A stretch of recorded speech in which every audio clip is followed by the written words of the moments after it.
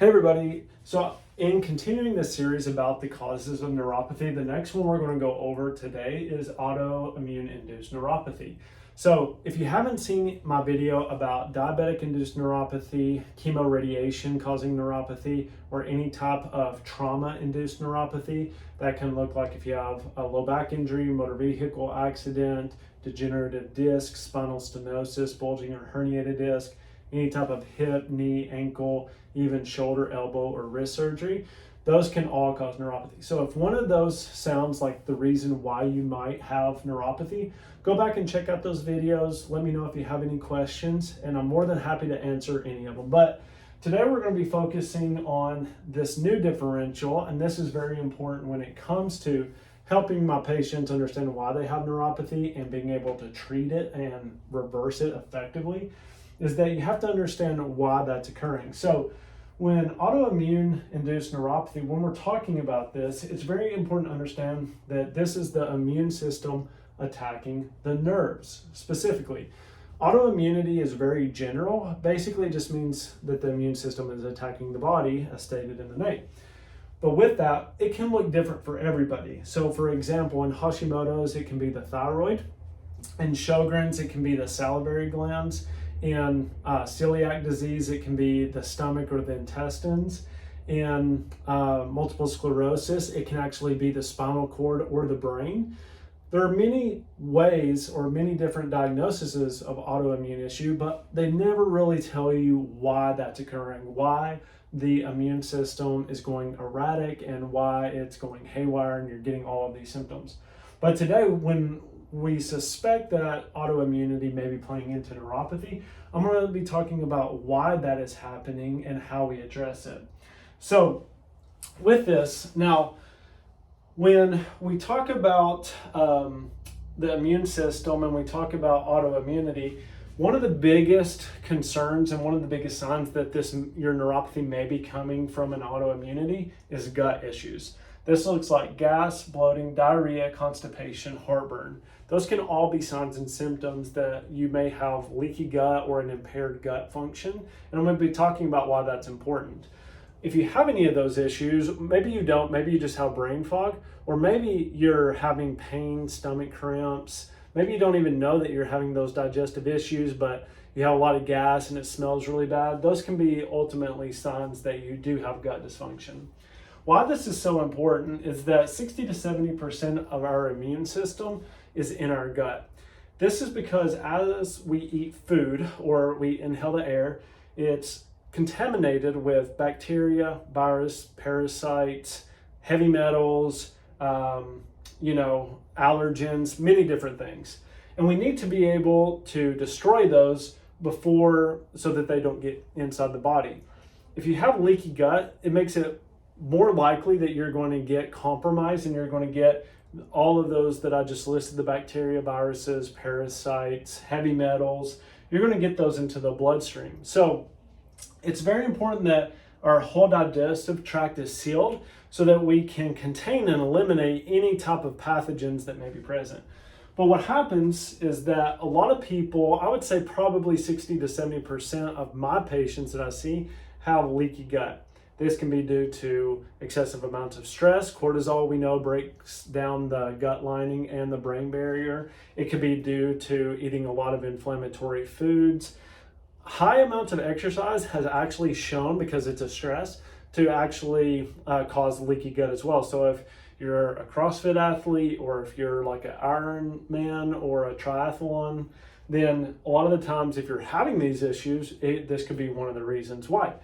So as this gut barrier gets broken down due to stress or inflammatory diets, whatever it may be, then those pathogens that normally should have been contained in our digestive tract and eliminated, well, now they can go into the bloodstream. So as you can see here. So the reason that your bloodstream and your intestines are so close together is because you need to get all your B vitamins, your minerals, into the bloodstream so that they can go to the tissue, so that they can go through reparative processes, or they can reestablish energy pathways. There are many reasons. But typically that should be sealed off. And when it's not, now you get these pathogens going into the bloodstream. The major issue with that is now, where does blood go in your body? The answer is it goes everywhere. So now you get these pathogens and they can go to your brain, they can go to your joints, they can go to your heart, organs, hands, or feet.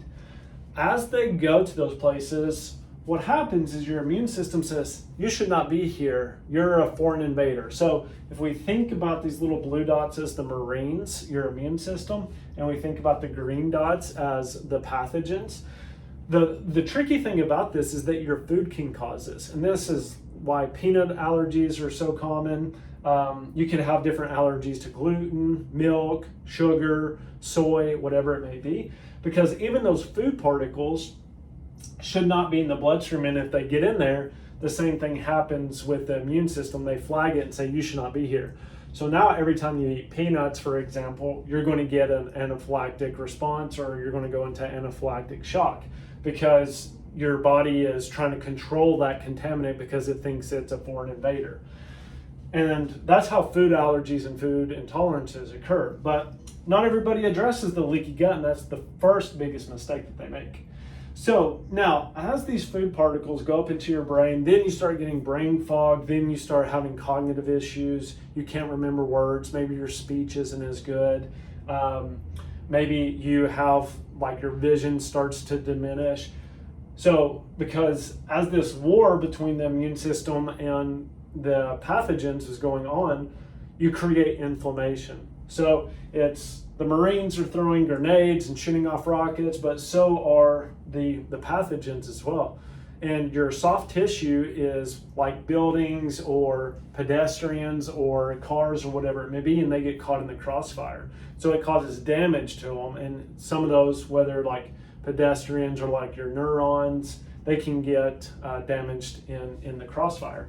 But this can happen if you have arthritic issues. That can be a reason. If you have like a myopathy of the heart or the muscle, and then if you have any type of like fatty liver disease, that can be an issue with it. And then we're going to be talking about the hands and the feet as well, because that's typically where peripheral neuropathy occurs, and that's what we're going to be talking about. So now, as we discussed, the blood flow that comes down into your feet, it's going to deliver these pathogens down to the hands and the feet. And why your hands and feet are more susceptible is because of the microvasculature, and the nerves are a lot smaller in those areas.